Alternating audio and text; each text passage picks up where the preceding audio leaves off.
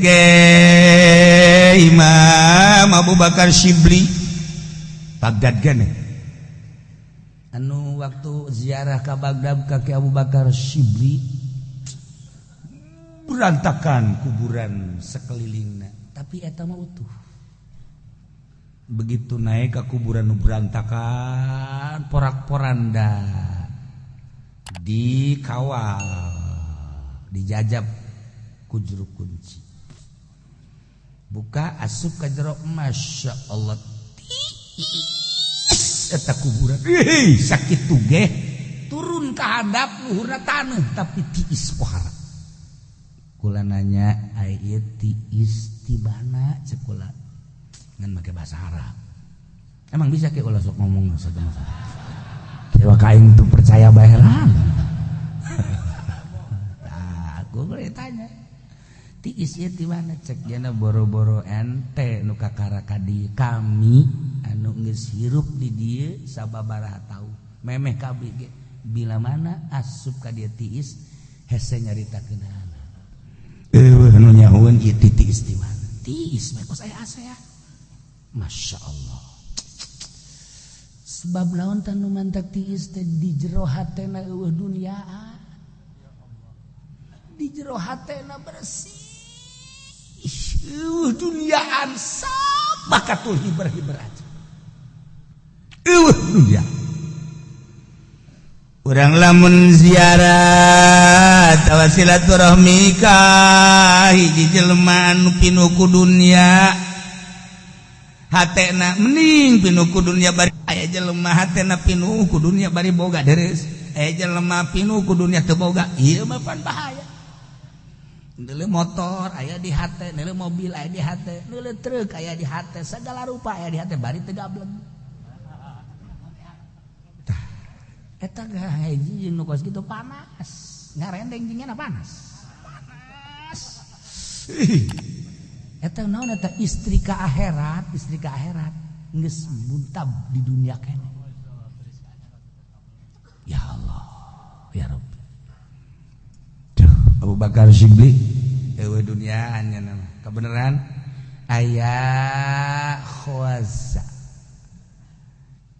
ngaran Khawaz ziarah kadi begitu ziarah kadinya cek Imam Abu Bakar Shibli ngendong bae ulah balik mencek bahasa urang tapi kula isuk boga kepentingan cek aya kegiatan ngaji di satu ai kitu onam sebodo keluar teh bada isya keluar lewat sungai Tigris Baghdad tah barang manehna kadinya geus rada jauh ti imah Abu Bakar Shibli teh sekitar bangsa sakilo aya maung ya Allah ya Rabbi cek jana inget tadi cek Ki Abu Bakar ulah balik koreng mau lompat jana balik ya dedek balik deui ka Ki Abu Bakar di tukang desa nu calana teh mau dek lompat ka mana ya ai dek lompat ka mana ya ai ieu langsung bae jana ngagerokeun ya Abu Bakar Shibli tolong abdi ku karomah kewalian Tuhan anjeun abdi geus teu daya teu upaya jol teu datang kakarak ge diomong doang haju datang bae plek haju datang bae sakilo padahal naik naon teu kudu ditanyakeun kaburu digegel maung siapa naik naon mama naik naon ka dia langsung dicekel celina maung ku Abu Bakar Shibli sia pan aing geus ngomong di mana-mana aya tamu aing ulah sok diganggu. Sia sok macem-macem bae sia. Ieu tamu aing ieu. Nu titah ngendong ge nya embung isukan ngaji cek cenah boga kegiatan dicekel maung di kitu-kitu bangun kieu ampun ini sia. Nu saurang deui dicekel deui celina sia deui ilueuneun. Hah? Kunaon sia ilueuneun? Ampun saurang ini sia ini. Eta Ki Khawaz langsung kieu bae nyekelan leungeun Ki Abu Bakar. Ke kula teu kaharti eta mau bisa tawadu di hareupeun mama. bisa taluk di hareupeun mah memang kunaon eueuh deui cek Abu Bakar ya rahasiana di jero hate ulah aya duniaan kabeh makhluk bakal sujud ka jelema namun selama di hatena aya duniaan sarua jeung mau sia resep dunia mau ge resep dunia sia resep dahar mau mah komo lamun geus resep dunia resep dahar resep nginum cak mau wah ieu lain hakanan aing cak kana toh lamun neueuh Haji Pendi ieu mah ngaleuwihan ti aing cak cenah ieu mah bajingan ieu mah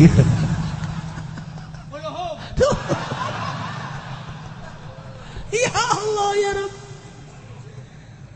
bakat cek Abu Bakar Shibli teh jelema teh dipangkat jadi wali teh diukur ku karesepna kana dunia lamun masih kena resep kana dunia moal diangkat jadi wali ketika geus resep kana dunia karak diangkat jadi wali ukuran diangkat jadi wali jeung lain diangkat jadi wali na ukuran resep jeung teresepna kana dunia selamanya resep kana dunia Allah bendu lamun nyana geus resep kana dunia Allah cinta ngagantungkeun cinta Allah ka hambana digantungkeun kana resep jeung teresepna terhadap dunia Allah resepkeun jasa ka hambana ketika hambana bendu kana dunia Allah bendu ka hambana selama manehanana resep kana dunia tak urang dek miceunan resep kana dunia teh mah hese jasa hayang ulah resep kana dunia teh hese jasa hayang ulah resep aya salah sahijina jelema guguru ka Ki Abu Bakar Shibli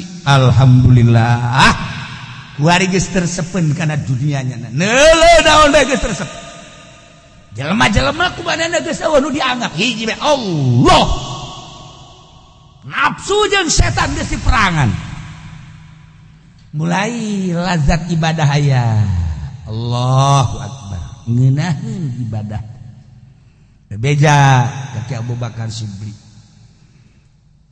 kakarak datang doang geus kanyahoan ya geus ngeunaheun ibadah kan ngan encan aya diangkat jadi wali mas ya karak diberet titik-titik mengarah kana wali ku siap perangan deui ku jare di perangan urusan dunia geus teh hayang makhluk kitu keneh geus eueuh di jero hate makhluk teh hiji be Allah setan geus taluk kunyana ngan hiji doang nafsu birahi jadi nyana teh lamun neuleuh pamajikan resep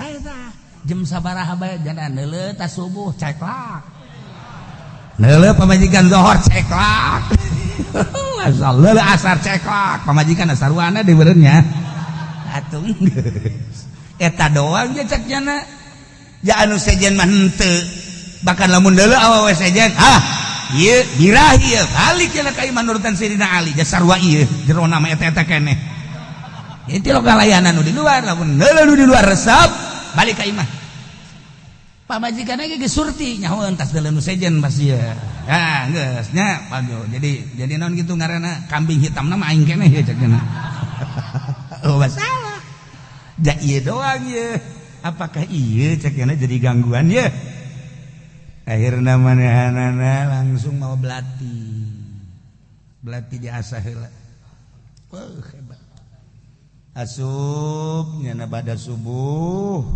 ka tempat cai dicekelan barang potong sia kuai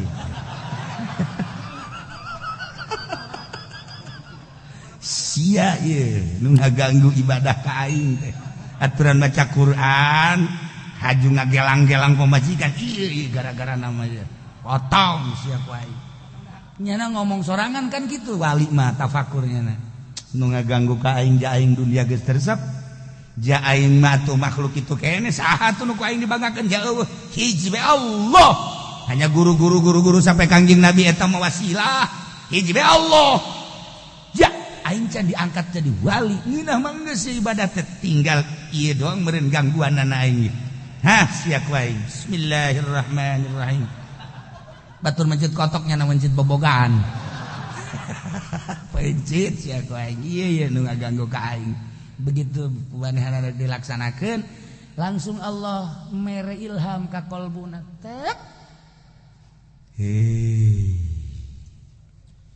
maneh teh ciptaan aing dibere mata ceuli aing kudu ditusuk mah ceuli kudu sempringkeun bobogaan kudu sempring atuh salah sebab tah nu aing mata nu aing lain nu sia ceuli nu aing lain nu sia irung nu aing lain sia sia mangan sakadar make jeung tahan tina maksiat aita mah nu aing lamun ku sia datang ka dipotong lain jadi wali sia turun derajat tina solihin ge langsung dikiekeun di besok je aing salah meureun ye apa maning nambah kawin nah sok aja macam-macam henteu tah mah leuwihna ti aing tah mah tah keus dicarekan aing dongeng eta eueuh ti dituan mah eueuh kok itu ah variasi dong tah ya Allah pan aing sieun wali mah pan nya ngadengekeun pan cenah ditambahan sia kieu aing sieun bebeja nu mantak nya ngadengekeun bae aing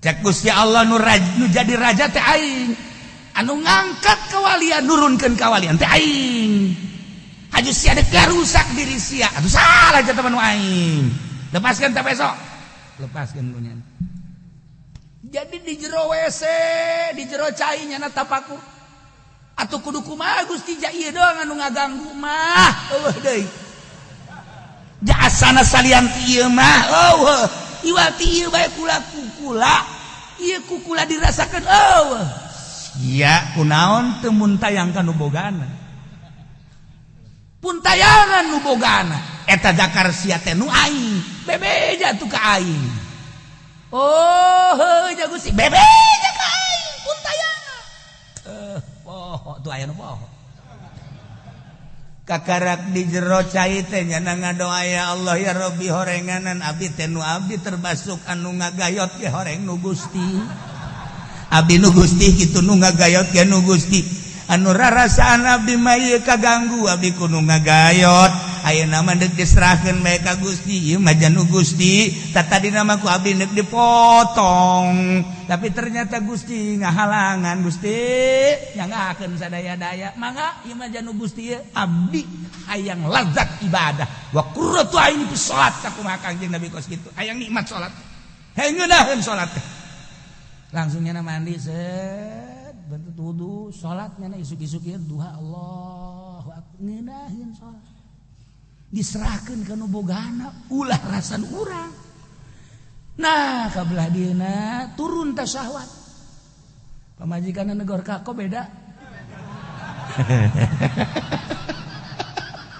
biasanya lain gitu kakak suka ngomong tuh nah iya hasil tadarruk ka Gusti Allah hasil mentayang ka Gusti Allah horenganan urang nu salah teh asa urang dagang untung asa nang urang ieu bakal jadi siksa urang dagang rugi asa urang salah ieu nu bakal jadi siksa urang teh digawe urang aya kasalahan asa nang urang ieu nu bakal jadi siksa kabeh dipusatkeun ka diri urang poho ka nu bogana urang salat asa nu urang boga ilmu asa nu urang ieu nu mantap kiai loba jasa nu bisa ngaji tetapi manehanana kuari kesalahan-kesalahanana asa bisa ngaji ieu nu salahna jelema nu sukses teh teu boga rasa bisa diserahkeun ilmu nu Gusti abdina ge nu Gusti sadaya-daya nu Gusti nyanggakeun sadaya-daya minta petunjuk ti Gusti Allah nol tadi aku ukhruj anil ilmi kaluar maneh tina ilmu ukhruj an nafsika kaluar maneh ti awak maneh ukhruj anil akli kaluar maneh ti akal maneh lantaran cat Gusti Allah ilmu lain sia nu aing akal lain sia nu aing awak lain sia nu aing keluar sia tidinya karak menghadap ke aing mawa roh anu tatadina fa nafakh wa nafakhtu fihi mir ruhi roh nage nu aing sanggakeun geura ka aing lamun urang geus bisa nganolkeun modal kos kitu karak Allahu akbar nikmat jem sabaraha bae iraha bae di mana bae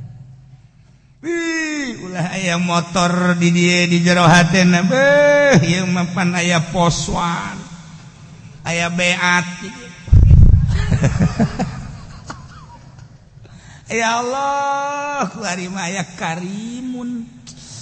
Ya Allah ya Rabbi hayang ganti kana Innova hesek. Ih hayang Fortuner. Oh budak. Aduh budak asa paeh dina hayang mah budak asa. Tah eta hayang ngaderet dina kolbu ngahalangan kana lazatna ibadah. Ya Allah ya Rabbi. Tah Imam Abu Bakar Syibli diangkat jadi kutubul aulia. Nanaonan ulah aya dina kolbu ulah aya duniaan gerage engke ge bakal narurut boro-boro binatang nu laletik kaya ning orai buaya mau rajana raja hewan aluk lamun Syekh Mansuruddin mau dijadikan kendaraan ku anjeunna talu ku para aulia jadi kendaraan. Syekh Mansur masa geus ngabeat maung teh di Lampung jadi kendaraan. Keur teu kitu lagi atuh teu butuh ieu ngan atuh mau ngahayang jadi kendaraan deui kumaha. Inget bae dongeng Abah tapi eta mah dongeng Abah. Eta teh Ki Khalil Bangkalan aya urang Arab, hayang nyaho Ki Khalil hebat amat cek cenah ieu Ki Khalil teh. Seungit ka Arab-Arab. Di Arab ge tenar Ki Khalil teh geus puguh di Indonesia mah hayang apal. Kiai teh urang Arab teh barang datang ka dinya. Terus silaturahmi salat maghrib. Ya Allah urang Jawa atuh jadi kurang pase maca Quran. Waladhdallin. Urang Arab kaget. Oh kiamat. Ghairil maghdubi alaihim waladhdallin. Wah teu ngamakmum teh urang Arab mah keun kiai urang Arab paseh Allah beres pamit jana geus ngobrol dan lain sebagainya nyaritakeun ilmu hebat orenganan ngan nyana ngadenge babacaanana teu paseh lah cenah teh kiai aya keneh kelemahanana sakitu pamit jana bada maghrib begitu pamit leumpang tah pan baheula meruyuk teh ke zaman kula ka ditu ge 882 masih ruyuk keneh. Musolana teh masih keneh aya kulah nu dihareup. Geus berangkat. Ya, sekitar 100 meter lah kapanggih jeung mau. Wah. Kaget jana. Kaget. Gitu kaget eta kagerokeun Ki Khalil. Mama Khalil, Ki Khalil tolong mun cara urang mah. Datang ka dieu. Aya ada apa? Ini mau. Hai, Maung. Dengekeun ieu nya. Awas ya mun teh indit. Ghairil maghdubi alaihim waladhdallin. Indit sia. Indit.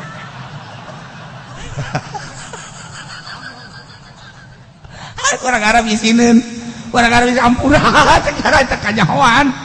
Kanyahoan berarti waladhdallin dan salah berarti kan aya di hatena katara ta ku walimah. Naon nu aya di jero hate teh kadeui. Cekas. Aduh. Hebat tah waladhdallin kula jeung waladhdallin ente beda cek Ki Khalil. Kula mah waladhdallin ikhlas lillahi taala ente mah rekayasa asa aing hebat dibawa ilmu kana salat jadi hijab ka Gusti Allah.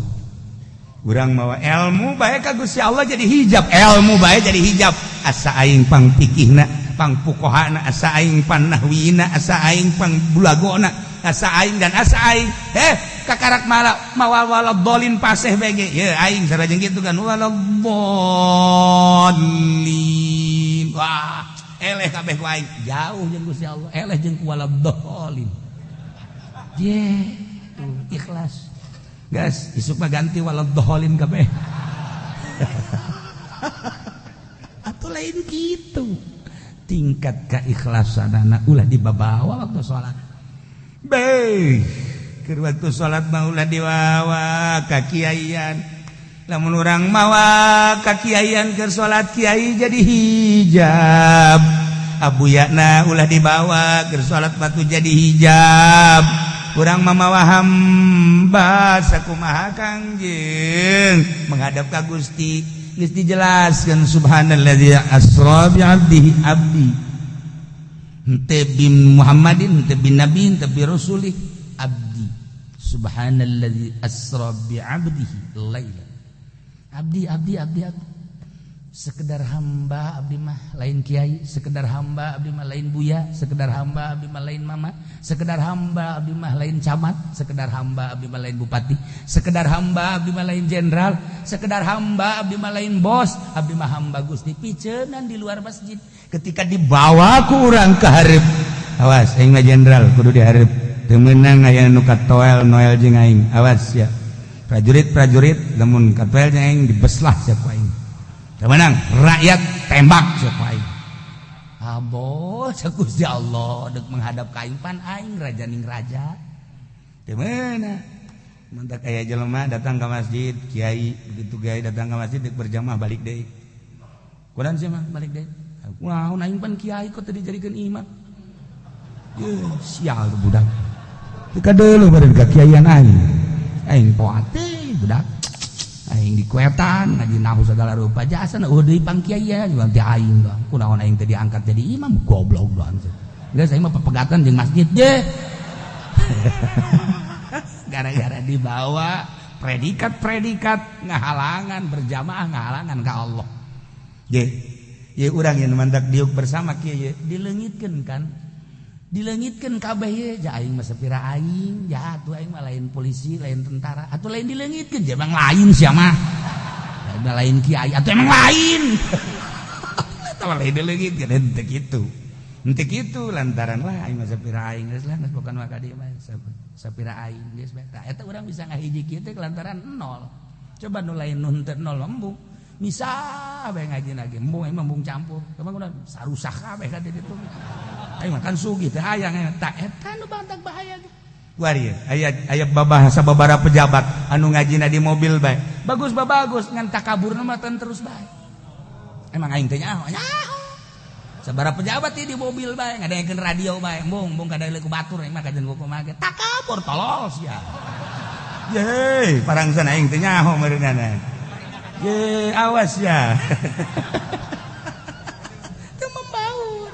Ngaji manu hese mah lain ilmiahna praktekna tah ngaleungitkeun kata kaburan jahe horegan ku batur aing dianggap kitu komandan ku Gusti Allah memberi aing leuwihina tibatan prajurit ku batur aing dianggap kapten ku bawahan aing meureun cak Allah mah aing kapten neraka meureun buka baju aing merek ngahiji bae geus jelema tah kitu kakarak eta karak jelema anu masih kene membatasi diri aing jeung batur beda ieu ayatna nu man takfatu wa bihajibahum diduruk tarangna kunaon memang make ngabahasakeun jibah tina jabatun jibah lantaran jelema teh di mana ngahasilkeun harta dagang misalna tani misalna bisnis misalna dan lain-lain sebagainya nu kumanehanana di teangan teh hasil sanggeus hasil kan bunga hate teh tina bunga hate naik marah mae kana beungeut nu pangmulyana dina beungeut nu pangbagusna dina beungeut adalah tarang nu mantak anu diisi ka tarang kitulah rahasia. Kuari orang sedih kadeule sedihna kadeulekan tina tarang mengkerut tarang asal lain udah datang assalamualaikum geus kadeule we mengkerut ieu budak kajen kumaha ge bingung ieu kajen nu lain deui mengkerut ieu na deui dirempel ya geus balik geus salaman emang sabaraha bulan teu kabayar ku kieu nyahoan we tarang mengkerut den nusa salaman ka kula. Waalaikumsalam. Emang pemajikan kunaon kitu marah tanan. Pan kieu nyaho tarang. Kadeule emang tarang lain deui tah. Masyaallah. Deui ngaji pendi. Waalaikumsalam. Maji, emang teu dibayar? Jipo nyahoan we tarang. Tarang sarua. Kadeule tah. Jadi bunga harta kana hate, tina hate, kana beungeut, tina beungeut marah mai. Tarang nomor hiji. Mentek jelema lamun tadina bogoh ka hiji awewe, haju ku ari dinyatakeun ku manehanana neng. Pada detik inilah saya akan menyatakan isi kandungan hatiku. sejuta bintang di langit tapi satu yang bercahaya. Neng asana eueuh deui nu kadedelekeun ku Akang Maywati Neng.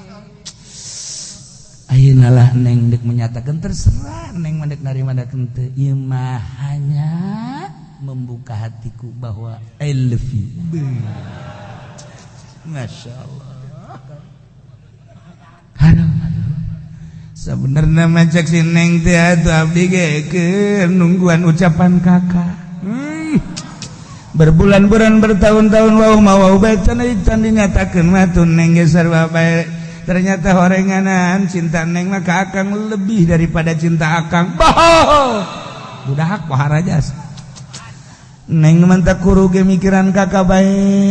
Ieu teh penting teu daek sareberang teu daek dahar. Eueuh deui nu kadadeukeun iwati kakak bae. Masyaallah cek badanana. Abdi ge sami bae. Tah eta lain kunana di mah dicaritakeun beungeut coba ge beungeut lagi. Herang. Marah mai.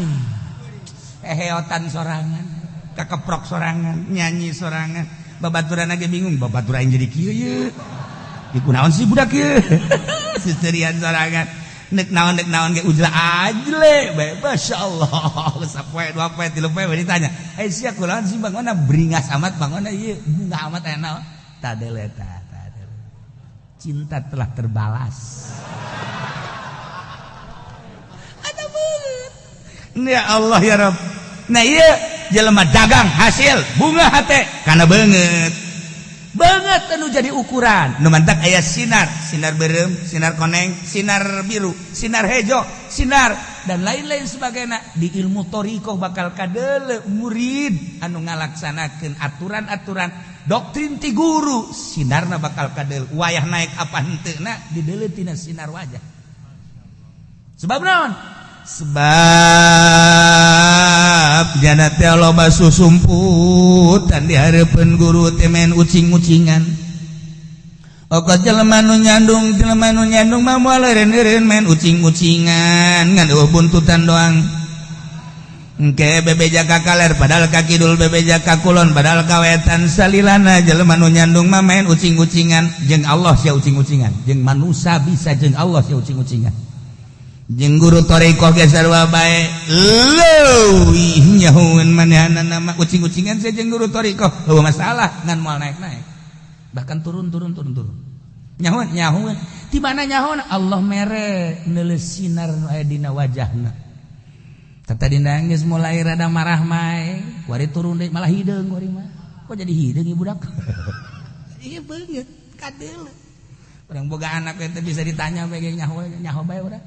Beda jeung nu sok seuseurean teh tuh aya anak kajipen di maseurina eueuh jelema ge seuri bae terus bae ieu balai kadeuleu ieu urang anak urang boga masalah ieu tah fatukwa biha jibahu kunaon ieu nu disebutkeun junubuhum cangkeng jelema sugih mah biasana kapan lamun diuk teh hayang jeung nu sugih deui.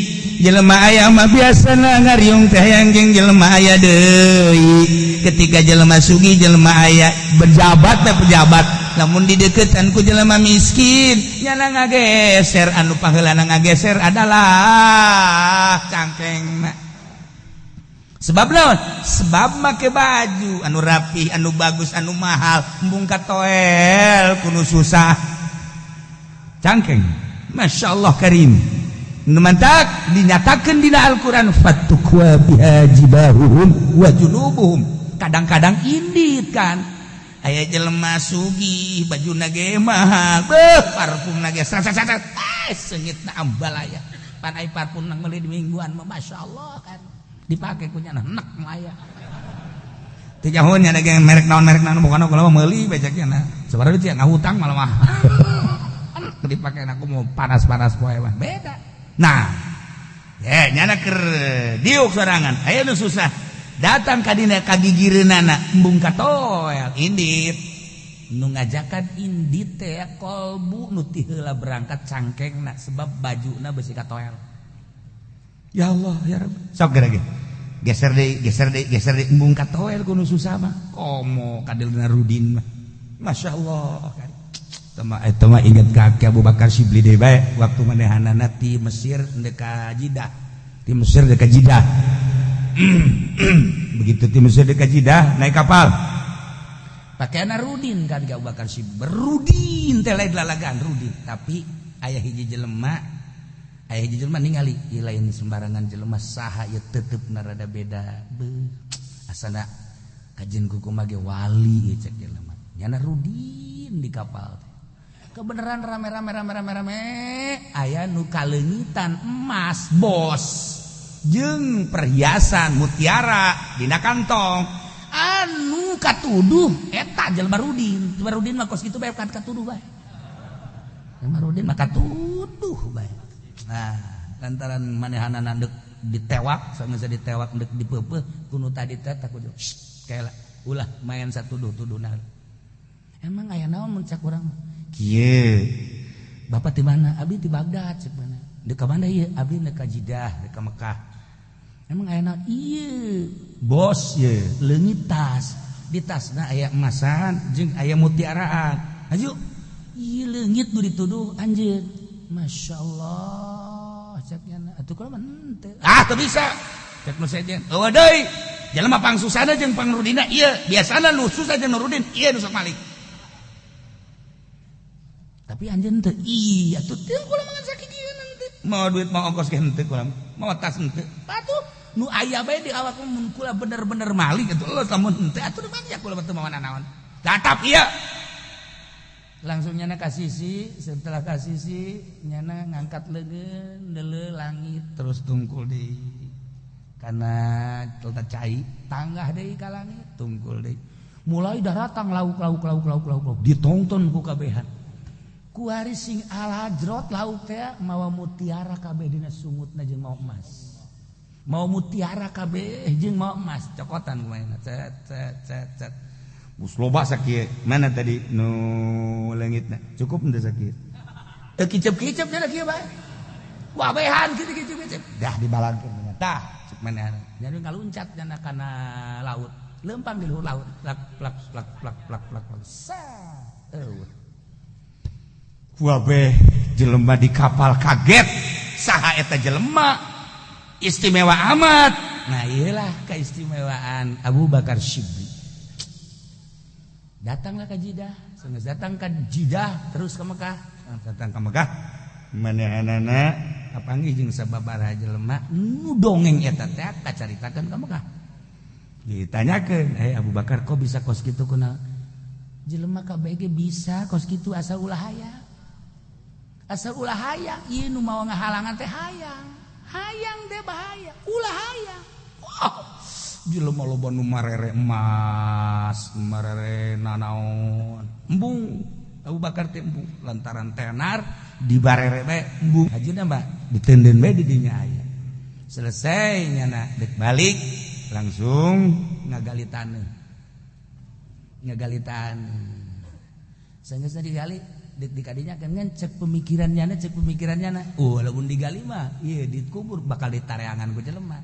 Moalah gebem di mana manggih kali akhirnya balik ke Baghdad di Baghdad dibalang-balangkeun ku nyana ka Sungai Tigris kaduluan ku masyarakat kabeh aya nu wanita kiai mama atuh maning bagikeun bae ka masyarakat daripada dialung-alungkeun ka kali nya mama ge atuh pan teu mama teh kieu baheula nu ngahalangan wusul ilallah teh emas jeung mutiara ku ari lamun dibagikeun nyana mapan eta masih jauh ka Allah mun dibere ieu tuh leuwih jauh sarua jeung mere racun mama nu mantap badik dibalang-balangkeun bae abeh jana ulah resep sakumaha ulah resepna mama oh ai kitu ona makanan geus balangkeun bae daripada jadi racun di dahar jadi racun geus dibalangkeun ka sungai kabeh kabeh tenang salat ngeunaheun cekna teu bogana naon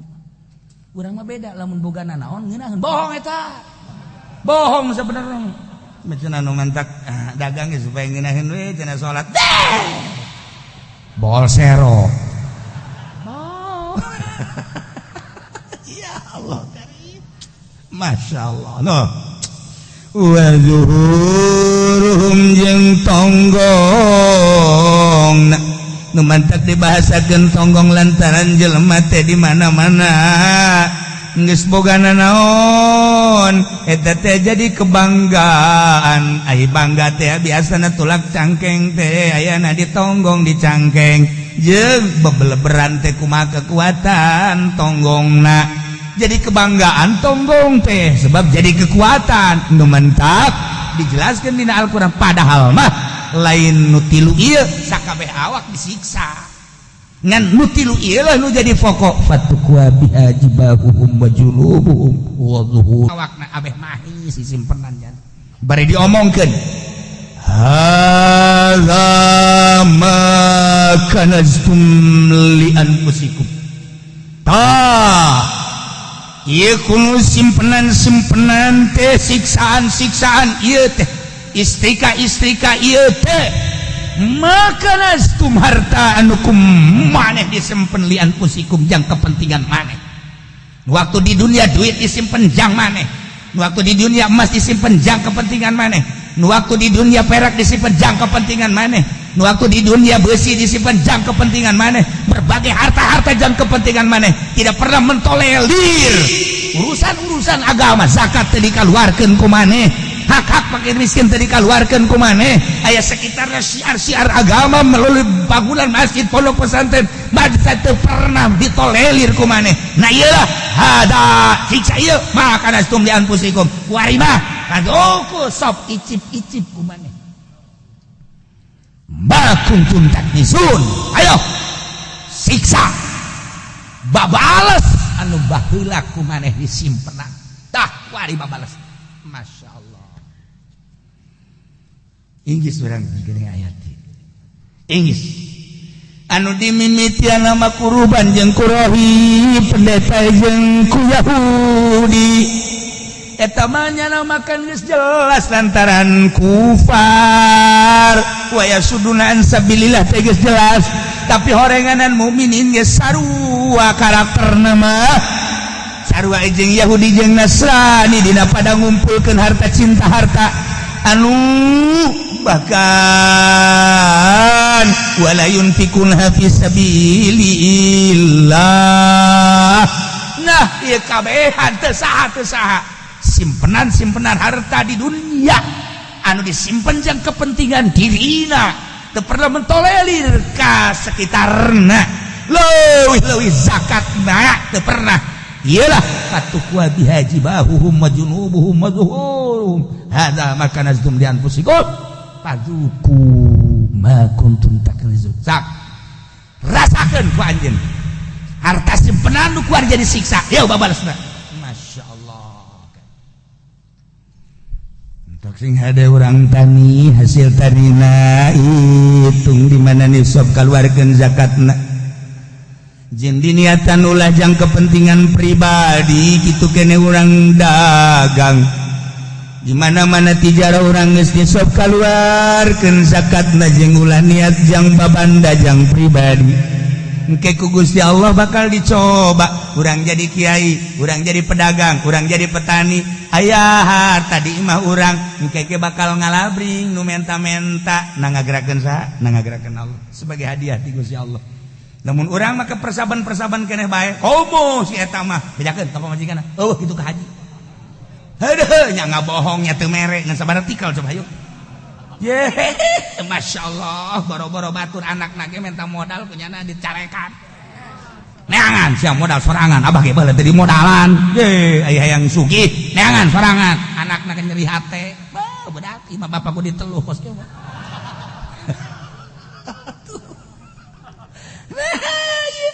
Iya ulah boga niatan jang sorangan ieu tah hadza ma kanastum li anfusikum ieu siksa teh ternyata harta anu kumaneh disimpen jang kepentingan maneh baheula waktu di dunia wari ieu teh anu nyiksa maneh harta maneh kabelah dia nama ditafsiran ku kabehan ku ahli tasawuf ieu baju anu ngagarantung nu teu pernah dipake datang ke pae urang teu pernah dibikeun engke bakal jadi istrikaan. Eta samping-samping anu numpuk teu pernah dipake kurang teh. Nah ieu simpenan sekali-sekali doang dipakena teh hajatan dan lain sebagainya. Iya bakal dibentukeun istrika diistrikakeun. Dan lain-lain sebagainya. Iya sing ada. Terutama kaum Hawa. Awewe mangga pohara jasa anu ngaran sempak aya meureun sakintaleun mah. Anu ngaran eta teh anu parang ditutup ieu naon ngaranna? Naon ngaranna? Sia mah nyaho bae, jauh kaulinan sia meureunana. Aing mah bahan embung nyebutkeun sebenarnya mah aing ge nyaho. Tapi kaulinan sia nu ngomong tah. Allah doaku. Ambalayah nu ngaran jilbab, nu ngaran tiung, nu ngaran samping, nu ngaran baju. Anu henteu diputer sabulan sakali acan baca ayat ieu hadza tah ieu androk hadza tah ieu kutang hadza tah ieu jilbab makana stop anu kumaneh disimpen baheula tilok dipake dianpusikeun jang kepentingan maneh distrikakeun ge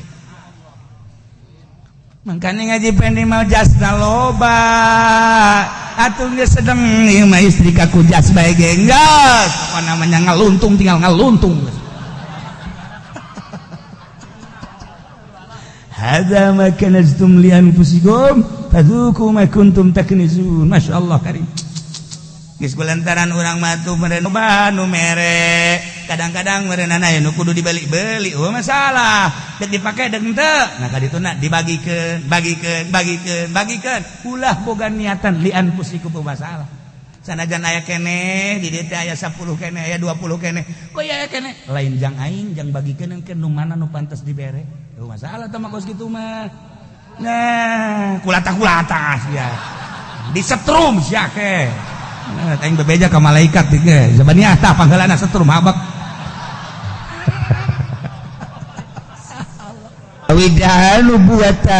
Awidda'a nubuwatan ba'da nabiyina Muhammadin sallallahu alaihi wasallam jelema ngaku kana sifat kanabian sabada nabi urang aya jelema ngaku nabi cara di Bandung tukang beca si Asep masa ing Asep ngaku nabi teu betah ing ngadengen agen nabi Asep tukang beca deui lah tah kabir dari jelema la nabi ba'di cek Kangjeng nabi teu aya deui nabi sabada kaula sebab kaula adalah khatamun nabiyyin wal mursal.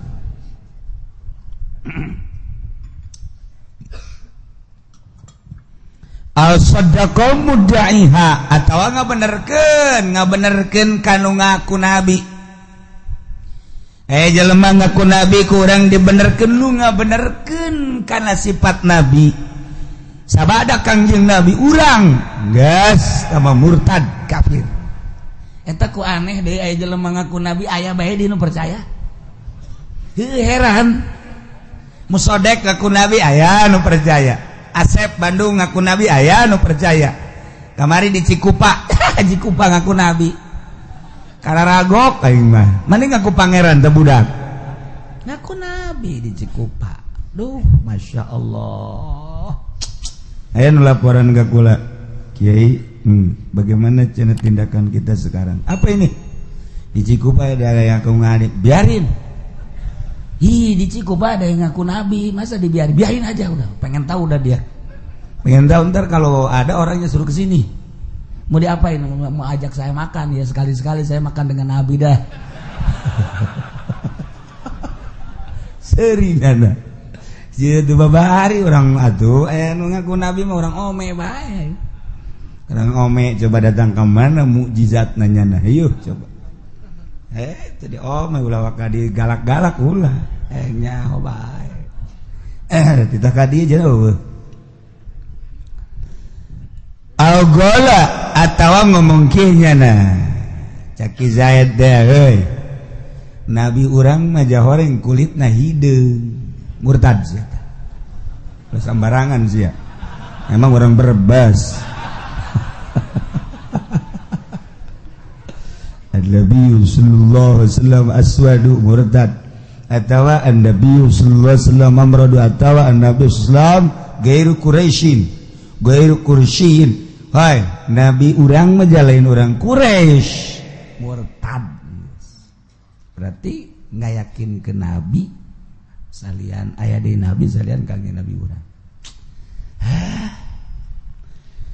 Hoi horenganan pangkat nu pangluhur-luhur nama nabi di pangkat nu pangluhurna nabi jabarang kurang ditaliti-taliti horenganan anu buat tumamukta sabun autuna lurut batuha bisafail qulub horenganan eta pangkat nu sakitu luhurna pangkat kanabian teh besi bisa diraih kurang ku cara ngabersihan hate ku cara ngabeningkeun hati urang lamun geus bersih jasa hati urang ge bisa jadi nabi murtad geus kitu murtad teu bisa dikasap pangkat kanabian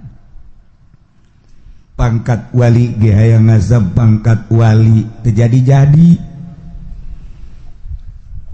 hayang ngaraih pangkat wali hayang ngaraih pangkat wali sueuh hesena ilmu geus aya di urang nasrib bae mah bisa nahu geus aya jang mubtada khobar fiil fa'il syarat jawab urang nyahokeun tentang hadis atuh bisa tafsirna kitu keneh jeung sajabana dibawa ku urang kana pemikiran tasawuf Imam Ghazali Imam Kusyairi terus Bladi tunato kadina Tuan Sabdul Qadir dan lain sebagainya geus nyaraho dibaraca ku Kiai Minhajul Abidin dibaraca ku Kiai Ihya Ulumuddin dibaraca hikam maka malah didiskusikeun hikam teh di universitas mah tetapi mana pibuktina nangan sakadar dibiwir ilmu teh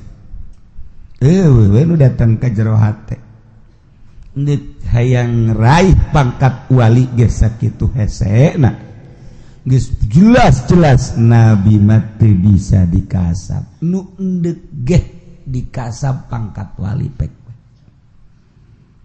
ulah aya di jero hate masya Allah salian ti Allah hiji Allah taala mun geus di jero hate Allah doang wali ngaranna ulah aya Avanza ulah aya Kijang ulaya serwiti di jero hate ulaya jahe-jahe di jero hate urang mah pas sedak-sedak Allah na minggir Allah minggir nyelepeng bukti ndak urang dur azan teh kuduna mau Allah teh gede di jero hate urang salian Allah eueuh cepet urang ka masjid ieu mah lain azan nelejem nyana okos anu nalingakeun teh bisi salah burung teh azan diderejaheun set ngopi jadi azan teh kopi kontreng cek pamajikanna ka lain azan atuh ke tenang wae sih cek azan ngopi ngarokok lain dijawab teh muazin teh azan ngarokok nyalan deui dina kursi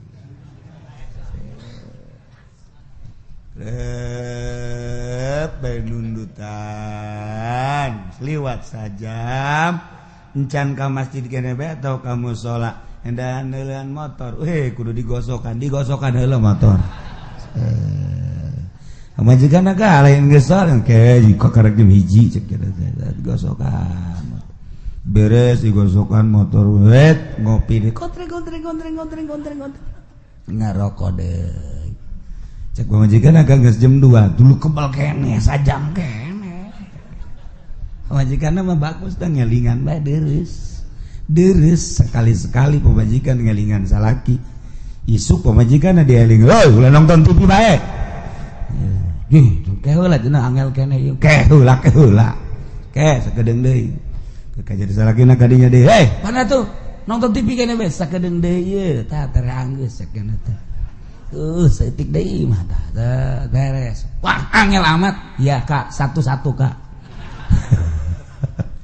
naon eta pas sedap di jero hate teh aya kopi aya rokok aya motor tah eta ngicin anu kos kitu nah hese wali mah eueuhna naonan di jero hatena kuari mah boro-boro nu bodoh kiai nage geus ngatur proposal eta jauh ka jadi wali tah kiai anu sok nyeunaan proposal buang kawarah tah mah kiai tah boloon bin tolol bin goblok tah mah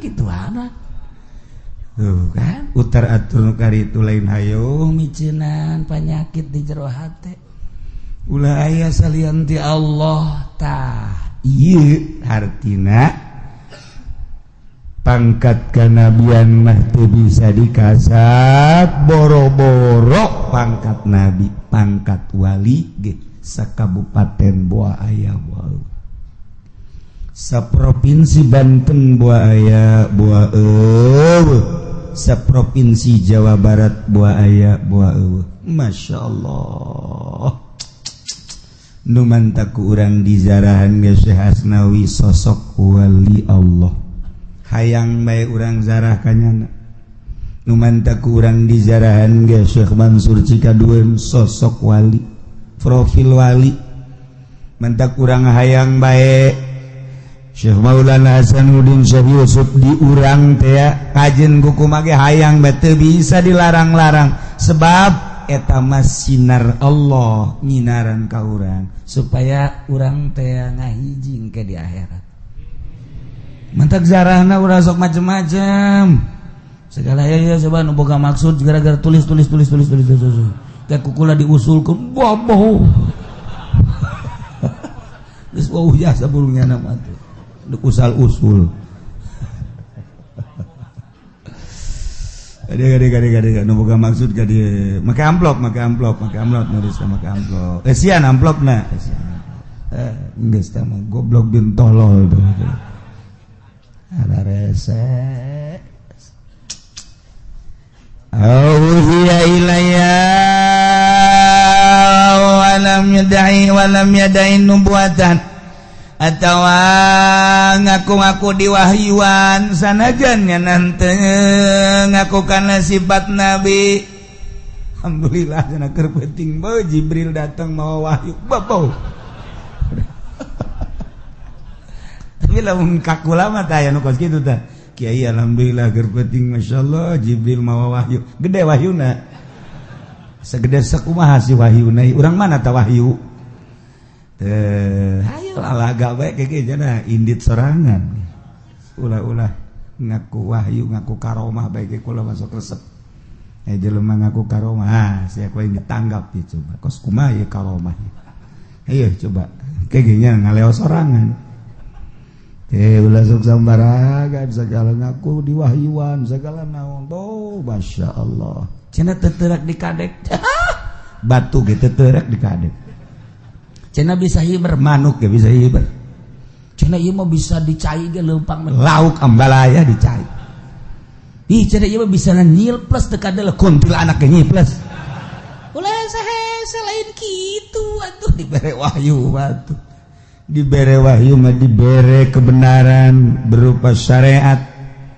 eusina di jero bakal mengarah ka hakikat geus moal aya bae geus pokona mah sabada Kangjeng Nabi urang Kangjeng Nabi Muhammad sallallahu alaihi wasallam moal aya au kadzdzaba rasulan tawa ngabohongkeun ka rasul teu percaya bahwa Kangjeng Nabi Adam Nabi teu percaya bahwa Kangjeng Nabi Nuh Rasul Nabi teu percaya bahwa Kangjeng Nabi Idris Nabi teu percaya bahwa Kangjeng Nabi Isa teh seorang nabi seorang rasul teu percaya Kangjeng Nabi urang teh nabi geus tah mah murtad geus antak Nasoro Nasrani Yahudi murtad lain murtad kafir awasabahu atawa nyarekanan ka nabi model kamari Denmark model orang Belanda nyarekanan ka Kangjeng Nabi eta kafir istaqafa bihi atawa ngenteng-ngenteng Nabi nganggap hina ka Kangjeng Nabi atawa kangaran Kangjeng Nabi ngaran Kangjeng Nabi teh Muhammad, ngaran Kangjeng Nabi teh Ahmad, ngaran Kangjeng Nabi teh Yasin, ngaran Kangjeng Nabi teh Toha, ngaran Kangjeng dina Quran nambalaya ngaran Kangjeng Nabi. Nah kuari dihinakeun ngaran Kangjeng Nabi mendak mun aya ngaran Muhammad kemudian ku urang dikieu-kieu terus urang dibalangkeun ka sampah ta kocomberan maksud ngahinakeun itu murtad. Ngade eta masyaallah awis takhaffa bismillah atawa nganggap enteng nganggap hina ngahina-hina ka ngaran Allah geus bogoh tah ngaran Allah dihina ku urang Asmaul Husna wallahu alladzi la ilaha illa huwar rahmanur rahimul malikul quddus salamul mu'minul muhaiminul azizul muttaqin sabarul mutakabbir ta eta ngaran Allah Asmaul Husna talar ku urang Asmaul Husna abengke di jero kuburan pinu ngara di jero kuburan cacaang Asmaul Husna ulah ditulis ditabengkeun bae dibaca tilog ditarar henteu nganderes tage daripada nabengkeun artis mah di imah urang atuh Asmaul Husna nganu bagus we ditalar sebab ieu kabeh nu aya di alam dunya moal kaluar ti Asmaul Husna mentak walillahil asmaul husna fad'u hatok sebut doa gitu non celuk ku urang Asmaul Husna ieu kabeh moal kaluar ti Asmaul Husna babeh mun ku urang ditataan hiji-hiji da eueun nu kaluar ti Asmaul Husna geus lamun eueun nu kaluar ti Asmaul Husna atuh Allah kabeh mengarah tuh ke jero mantak wali Allah teh neule gunung nu kadeuleu Allah neule langit nu kadeuleu Allah neule tangkal nu kadeuleu Allah neule laut nu kadeuleu Allah neule segala rupa nu kadeuleu Allah sebab naon sebab ieu kabeh teh moal kaluar ti Asmaul Husna. Wah lamun geus ngaji kos kitu bakal resep kena poho dahar poho nginum sakali daharna gembul sakali nginumna loba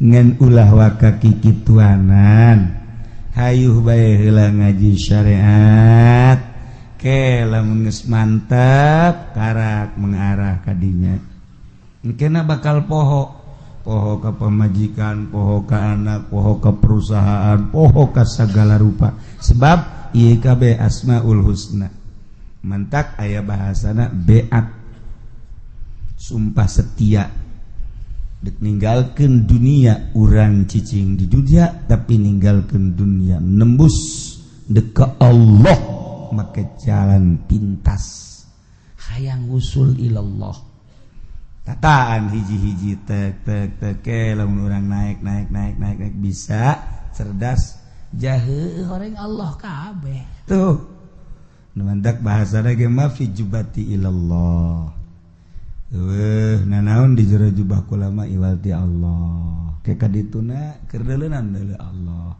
ke mun keur nyekel nyekel Allah deureuss teh kitu mun keur ngampak naon ngampak Allah berabe kan tentu tuh pakai bahaya ngaji ka dia sebab Allah kan geus can usimma ulah waka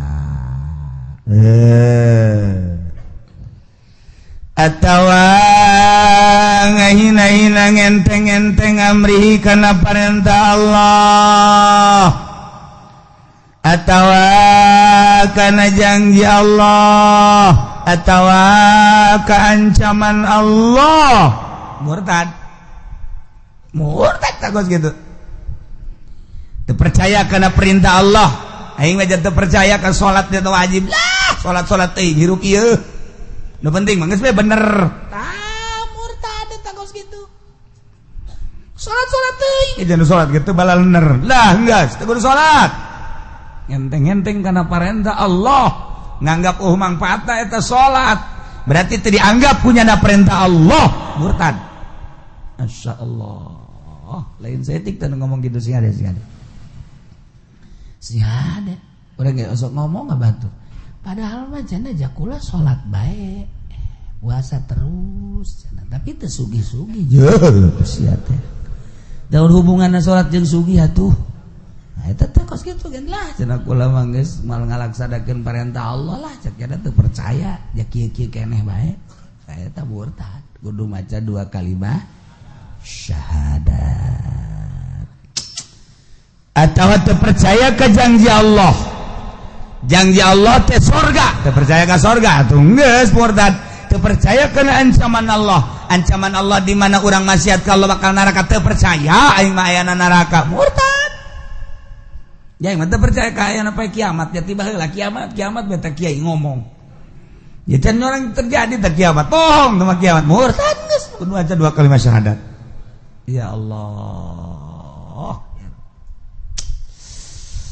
Au jahada ayatan minal Quran atawa angas teu percaya sayat batina Quran mujmana la subut ya anu geus mujba ijba kana tetepna atawa nambahan zada fi ayatan nambahan sayat nekadkeun bahwa eta tambahan teh Quran atau ngurangan ayat geus eta ge sarua murtad masyaallah.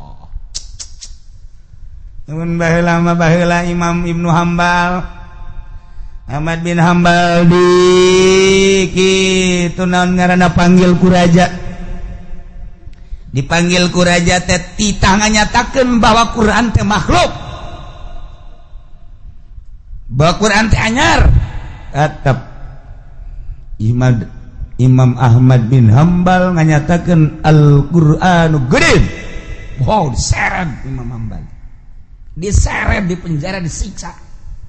Titah nyebutkeun Quran teh hadis atau makhluk tetep henteu. Kajian teuing pae. Giliran Imam Syafi'i. Pas Imam Syafi'i dipanggil ku raja. Syafi'i hadiran kiai-kiai saat eta di Baghdad. Ditanya wahai Syafi'i kumaha pertekadan anjeun ieu Quran teh makhluk anyar apa kodim lamun maneh nganyatakeun Quran teh kodim siksa lamun maneh nganyatakeun ieu Al-Quran teh hadis salamet mun maneh nganyatakeun Quran adalah makhluk salamet tapi lamun nganyatakeun Quran kodim penjara. Wah Imam Syafi'i Imam Syafi'i mah nunjuk doang ge Tuan ulah bingung-bingung ih eta mah makhluk ya mah makhluk ya kana bari nunjuk ieu salamet kiai gempar kabeh sa Baghdad. Wah Syafi'i bahaya kuari anu ku urang diimamkeun nu ku urang dimazhabkeun anu ku urang dituturkeun ternyata ngamakhlukeun Quran beres balik Imam Syafi'i bulag kiai daratang kabeh. Wah demo mah ieu kiai nganyatakeun makhluk kana Quran saha nu ngamakhlukeun Quran cek Imam Syafi'i ai tadi pan kula mah nunjuk ieu mah cek Imam Syafi'i makhluk ieu mah ieu tah makhluk anyar ceknya anyar maksudnya atuh curug jeung raja anyar kabeh. Jago Imam Syafi'i mah tapi tetep bae kapan aya nu hasu setelah rapat besar-besaran di kediaman Imam Syafi'i ternyata ngalojokeun raja atuh aya kieu mah lapor si kiai anu deukeut ka pamarentah. Tiba lagi kitu hae boro-boro di zaman kuari zaman Imam Syafi'i kos kitu atuh korok komo kuari biasa tah mah atuh biasa kiai anu hayang we gila mana aya belah mana teh geus mulai bejakeun nah ini belah pokokna panggil Imam Syafi'i hadiran deui ribuan kiai masyarakat tokoh tenang bae Imam Syafi'i coba jelaskan cak raja lain Quran bae nu ngaran Zabur Injil, Taurat, Quran, eta hadis makhluk. Hadis apakah qadim? Syafi'i. Cek Imam Syafi'i eta mah kieu Tuan Raja, ya. Ceknya nunjuk deui bae. Quran. Tuh, dikieu-kieu punya. Wah, bae. Taurat. Dikieu-kieu. Dikieu-kieu punya. Zabur, Injil. Nah, iya nu opat eta makhluk ceknya tuh. Saat biasa Imam Syafi'i mah atuh kiai sareri mah bener. Tuh tinggal raja bae. Wah, iya bagus ceknya. Berarti teh kan salamet Imam Syafi'i mah. Mentek emang Imam Syafi'i itu guyon-guyonnya na.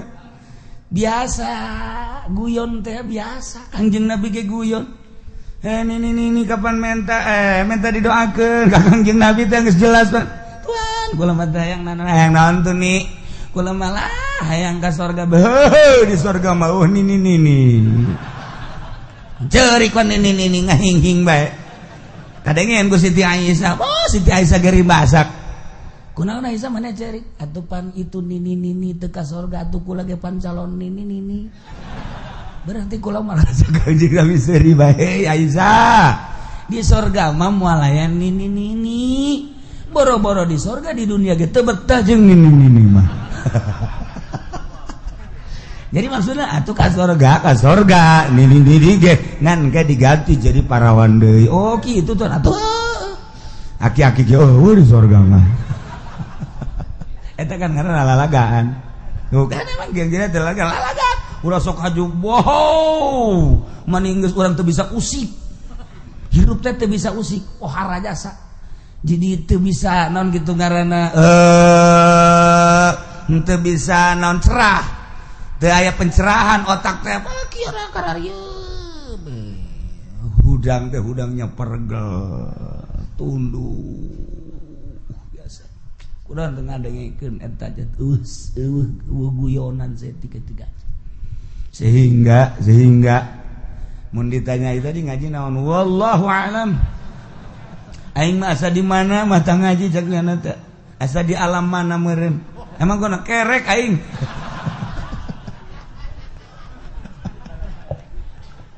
Tiba lagi kan. Aya guyon ngan ulah diseja-seja. Lamun diseja-seja celaka atuh geus pembawaan. Dari cara Gus Dur pembawaan.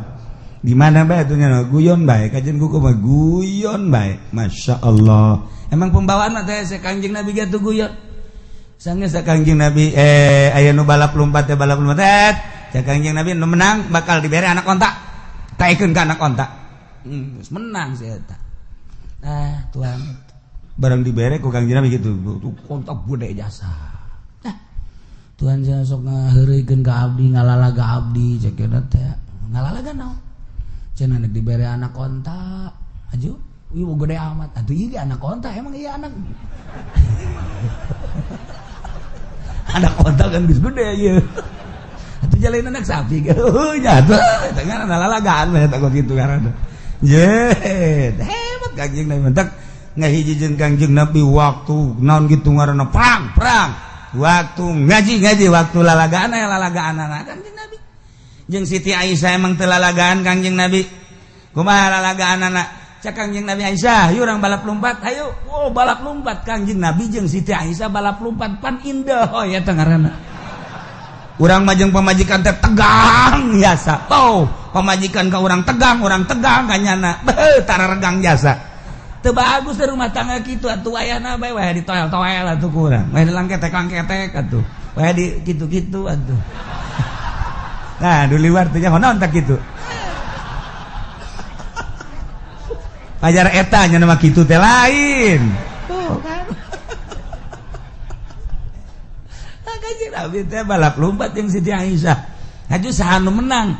Meretan sakali Kangjeng Nabi nu menang sakali deui Siti Aisyah nu menang. Ngaranna kan lalagaan. Manya balap lompat jeung awewe kudu Siti Aisyah nu menang.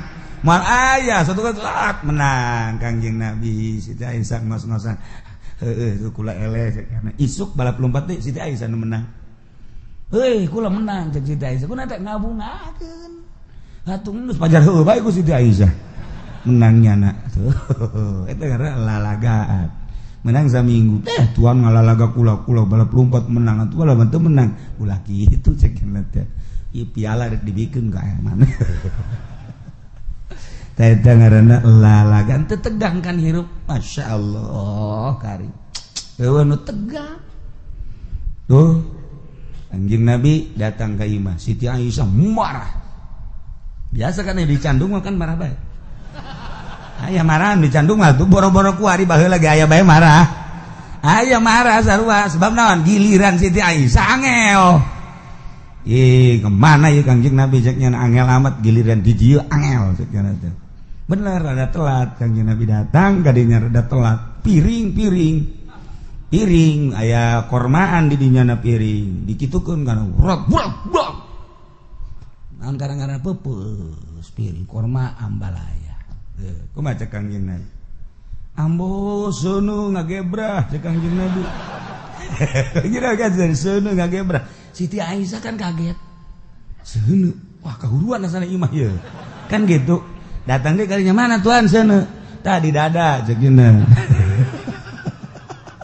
Siti Aisyah seuri bae eta di dada seunu eta ngaranna eta kakarak meureum piring doang cek gini teh Siti Aisyah seuri pan horeng seunu teh seunu ieu seunu hate seunu kolbu ngagebur geus lamun seunu hate ngagebur bisa piring nu peupeus bisa sendal nu leungit bisa ieu kana pipi leungeun eta seunu ngaranna nu kos kitu tuh tan bisaan Kangjeng Nabi mah seuri bae piring ambalaya terus korma atau ambala piring peupeus hambeuh teh seunu ngagedur cek Kangjeng Nabi teu kaget tetep pemajikan besi kahuruan kan mana tuan seunu tadi dada kartikan ku Siti Aisyah eta ngaranna lalagaan geus kitu masyaallah pembawaan masing-masing nu kos kitu mangan mun dijieun-jieun haram mun dijieun-jieun haram cara Kang cara Imam Syafi'i cek Imam Syafi'i Zabur dikieu-kieu ku nya kabeh jelema naleukeun Taurat Injil Quran nah ieu nu opat makhluk cek nya bari kieu nya ieu nu opat makhluk atuh cak raja makhluk deui bener geus salamet maneh geus tinggal kiai be bener sampai bener ieu nu opat makhluk cek nya make otak masyaallah geus kiai ge daratang deui maksud tuan Imam Syafi'i naon dia nu opat atuh curug opat makhluk ieu mah tah opat itu mah kodim cek kos kitu jeung jelema pinter mah tuh sen mantak hati-hati jeung ahli Allah jeung ahli hakikat jeung ahli thariqah kadang lain kulit lain eusi Gus Dur lalampahan ke gereja ji atuh wali Allah loba nu lampahan ke gereja ai can bisa ulah heulanan jang nyana bae heulanan loba kene nu lampahan ka gereja kede anteu pun heulanan ke urang bakal kapanggih motifna kumaha ka gereja engke mentak ulah ngabesan ngajina ieu pelebah ridah mah ieu nya lantaran ieu kapisah ku ngabesan rugi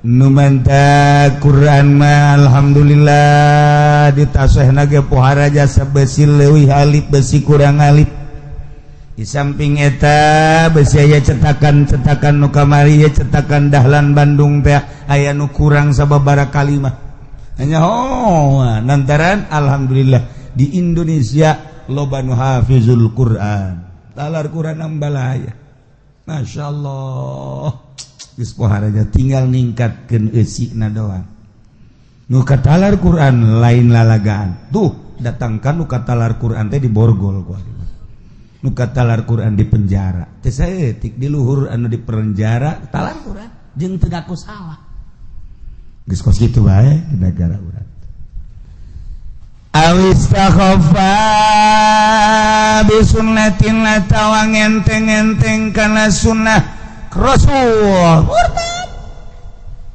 nyenteng-enteng kana sunnah Rasul teh murtad kama lau gila lau andai kata aya nu ngomong kieu ye dengekeun nya kana Nabi sallallahu alaihi wasallam idza akala laika asabi'ahu thalathah kayan Kangjeng Nabi di mana barang dahar nya nama make tilu doang tuh tilu sanggeusna tilu ieu tas daharna dilamotan kitulah kaayaan barang dahar Kangjeng Nabi tilu nya nama nu digunakeun teh.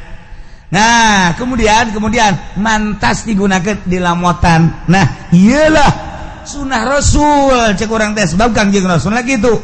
Hebat ngomongnya laisa bi adabin adab kos itu lain adab ceknya na emang kunaon atuh hiji ngadaharna korma lain sangu lamun anu dahar sangu ge moal ku tilu geus mah lain adab teh mah situasi bae teh mah kos kitu mah murtad eta kos kitu sing ada sunnah Nabi ulah sok make dihela-hela teman tuh nggak ada harapan korma ini urang mah sangu teman lain adab teman lantaran atuh kapan lamun tilu bae sangu kieu moal bisa teman nggak selain adab teman terpercaya gue mah eta kos gitu adab teman situasi bae murtad lain saya tidak kan ngomong gitu sing ada ulah gogoyon endek 5 bae ngan ulah ngaleungitkeun sunah Rasul siapa nonton nuturkeun sunah can bisa cek yana molos bae ka dieu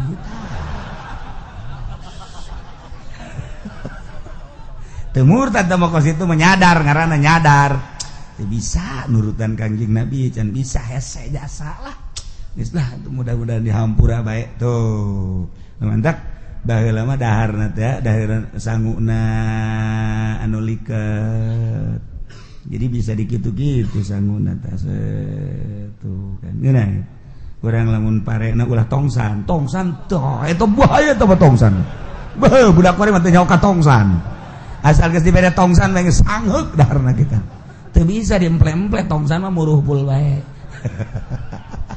bear nah lamun geus pare bulu mantep jasa bagolo mun ku ari mah ngeunaheun geus tah nikmat tilu bisa sanggup ge diemple-emple tilu tuh nu mantap ku ari aya ti pamarentah teh naon ngaranna bulog eta pemerintah zolim sebab teu bisa make tilu kan ya ieu pamarentah jahanam ye nah urang aing dek tilu ge ku sabab bulog teu bisa wah raja blon ye raja ye geus cukup cak raja panggil kunaon sia ngeblon-blon aing dahar teu bisa nuturkeun Kangjeng Rasul gara-gara sia mere bulog aing coba ge hese jasa tuh hese aing rakyat dibere bulog aing sia geunah bae endek ge aing geunah sia teu geunah bah ieu mah beuki di penjara bae budak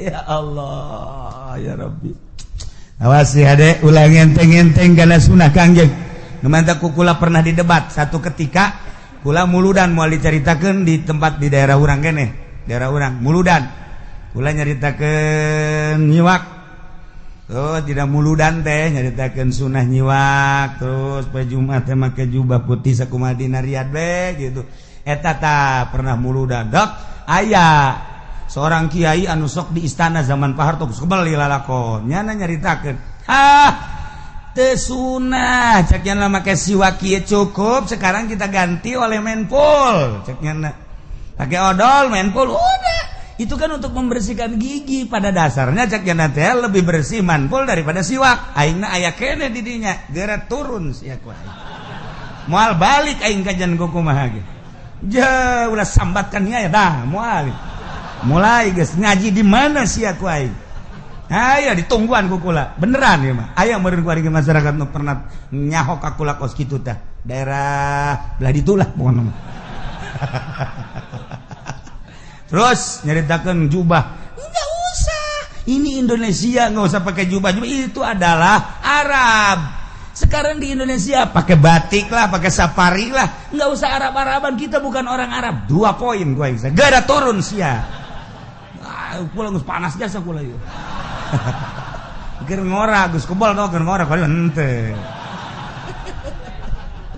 turun nyana kukula disambut langsung sasalaman langsung dipeluk kukula sini duduknya sini nyana geus lain deui sini Pak Kiai ngaji di mana langsung kukula ditanya di forum harita nu ditahdarkeun nanti dulu dahar ya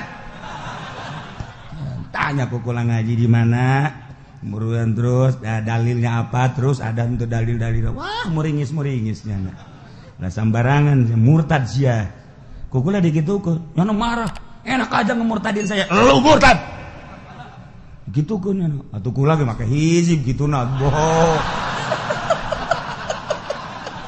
hampir ngejengkang nyana minta hampura harita kan minta hampura masya Allah mun teu minta hampura awas ya kuai ditelus ya kuai saya mau belajar bener bet untuk pernah terjadi tak Kiai teu daek-daek deui nya asal aya kula bembung ngomong ngaji jeung kieu cicek bong ya kena asal nya diondang ka dieu aya Ki Ucin teu henteu kajeun mun aya Ki Ucin bong cek kena tapi satu ketika nya datanglah ka imah diajak ku Kiai Sejen minta hampura alhamdulillah aya ilmuan mah gampang bae jadinya ge ngaragap salah tama ego na doang alhamdulillah geus jadi nyana menyadari kuari bener ya siwak teh sunah kang laula an asyqa ala ummati la amartuhum bisiwak inda kulli syai satu ketika deui kang inda kulli salat ya tuh kumaha tama hadis masyaallah kukula dijelaskeun dirad ku nyana aingna aya keneh moal balik aing mah datang ka subuh sia tungguan ku aing sia ai keur ngora mah gitu kudu teu ayo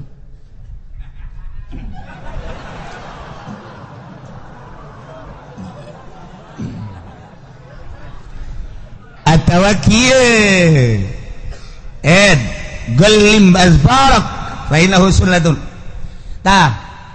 kuku potongan ta sunah nabi ta gelim azbarak sunah nabi ta potongan kuku pae kemis motongan kuku teh pae kemis pae Jumat eta motongan kuku mimitina ku Imam Ghazali di bejaan curug katuhu heula curug katuhu kadieu jari bugang terus jari manis kemudian cinggir keuri ka cinggir kenca gade tak eureun di jempol katuhu kitu dititana lamun kos kitu engke milik dareket bener sampai sugih teh tina ngeuretan ge hiji poe kemis nomor gadot cara ngeuretan kos kitu eta mawaan kana sugih paingan aing dagang rugi bae atuh ngeuretan kuku ge sadaek jeung nyana sadaek saya teh wal beres pas salasa ngeuretan kuku rugi sia dagang karungna ka jeung kuku mah ge moal untung pas salasa mau usah pake ngeuretan kuku sial pae kemis pae Jumat mun pae kemis sapoe mun pae Jumat isuk-isuk geus kuku kemudian kumis janggot rapihan kitulah sunnah Kangjeng Nabi urang Kangjeng Nabi Muhammad sallallahu alaihi wasallam cek Kangjeng Nabi aqballim azbarak fa innahu sunnatun cek aya jelema ngomong tuh tetegan kuku sunnah Nabi tah kumaha ngomong laf ku ingkana sunatan moal aing mah moal dikeretan sanajan sunnah moal aing moal geretan kuku murtad berarti istizanya na eta maksudna ngalelemekeun ngahinakeun kana sunnah Kangjeng moal mah moal bae ulah ngomong-ngomong kieu moal aing moal geretan sanajan eta sunnah moal ulah ngomong kos kitu moal wakalanan lah geus cukup henteu teu murtad kos itu mah kunaon emang moal wakal henteu moal bae moal wakalanan henteu naon lain kira keretan itu sunnah kajen tinggilanan moal bae heula henteu masalah ima engke ieu na paranti naon ngaranna capitanana kurang bagus sok nyeri moal waka atau moal waka bae heula serem kos maung lah ima kajen henteu teh mah kos kitu mah mana aya kiai sok paranjang teh kukuna teh kiai bae panjang kuku da bareng ditanya kiai kok panjang kuku kieu cenah kiai batur mah nernak ayam kula mah nernak setan di dieu tadei kiai blon ieu ngomong kos kitu teh sembarangan moal kula mah laaf ulu ingkana sunnatan moal motongan kula mah sanajan emang eta sunnah moal ka jeung kuku bage Masya Allah karim eta murtad. Iyalah ngabohongkeun ka Rasul, ngabohongkeun ka Nabi, nyarekanan Nabi, ngenteng-ngenteng Nabi ngahinakeun, kangaran Nabi, ngaran Allah, perintah Nabi, janji Allah, janji Nabi. Ancaman Allah, ancaman Nabi, atawa teu percaya ka ayat betina Al-Qur'an anu geus mujma' ala tsubutiha, atawa nambahan saayat, atawa sahuruf, atau ngurangan, atau ngenteng-ngenteng sunah Nabi. Nganggap ka sunah Nabi, ngalecehkeun ka sunah Nabi, ieu murtad. Na'udzubillah min zalik wa min zalik. Masih loba keneh ke lalaunan abeh tenget supaya urang bisa merubah ucap urang, abeh urang selalu dilindungi ku Gusti Allah Subhanahu wa taala. Wallahu a'lam.